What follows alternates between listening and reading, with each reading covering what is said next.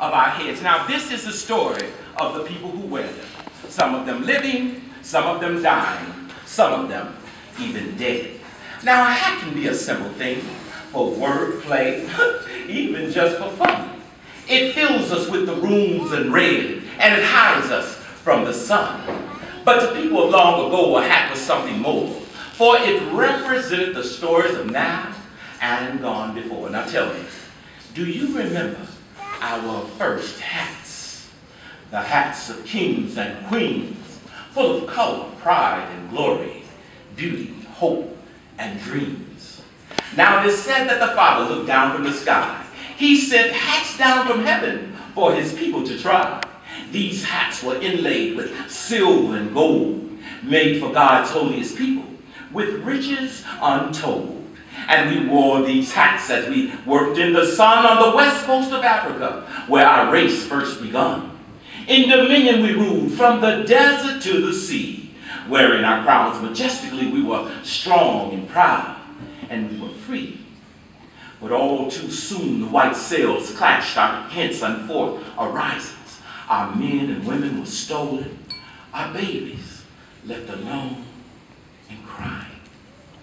You see, there were ropes around our necks and chains around our feet. We were dragged onto foreign ships to dark holes down beneath.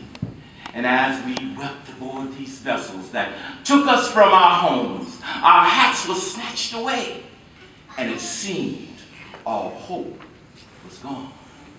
Oh, we prayed to God for strength, for his amazing grace. God, please restore our hats, return us to our place. And when we reached the distant shores of unknown culture and unknown laws, oh, we received our new hats, but these were made of woven straw.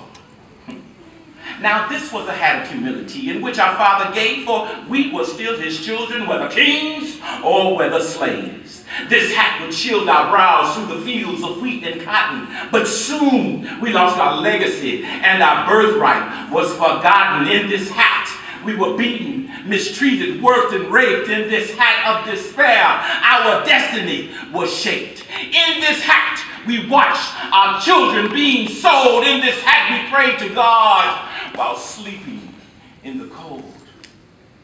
A hat made of straw. A hat full of shame.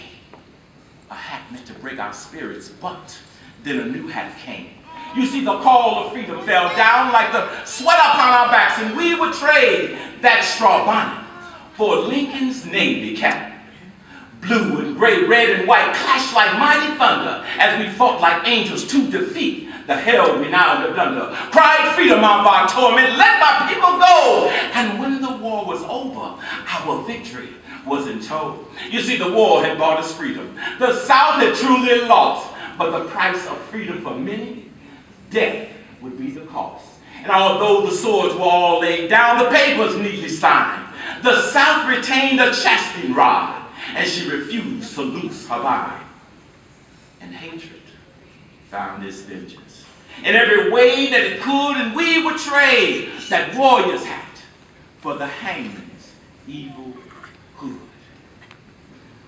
It was the lynchings and the burnings as we swung beneath the roofs, murdered upon rafters, swinging down from the roof.